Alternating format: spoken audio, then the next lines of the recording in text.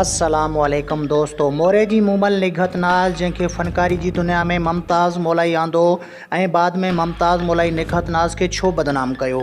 मुमताज़ मौलाई निघत नाज़ खे छो कच्चे जे धाड़ेलनि खां धमकियूं ॾियारियूं। निघत नाज़ छो असलम सोलंकी सां शादी कई। निघत नाज़ जो मुड़ुसु असलम सोलंकी केरु ऐं किथां जो आहे।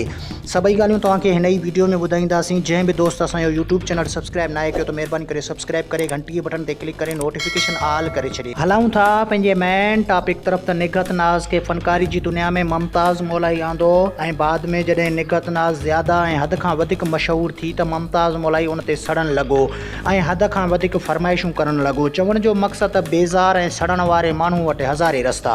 मुमताज़ मौलाई जो रवैयो बुरो ॾिसी आख़िर निघत नाज़ मुमताज़ मौलाई खां अलहदगी अख़्तियार कई।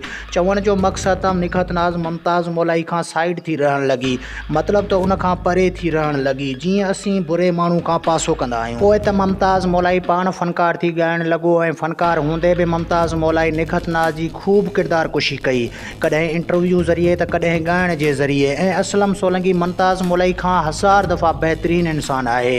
तव्हांखे मुमताज़ मौलाई ऐं निघत नाज़ जे हवाले सां ख़ूब वीडियोज़ सोशल मीडिया ते ॾिसण वटां मिलंदा जेकी मुमताज़ मौलाई ऐं निघत नाज़ जे अफेयर जे हवाले सां आहिनि। पर पोइ बि असलम सोलंकी खे सलाम आहे त हू निघत नाज़ सां ख़ुशी सां पंहिंजी ज़िंदगी गुज़ारे रहियो आहे।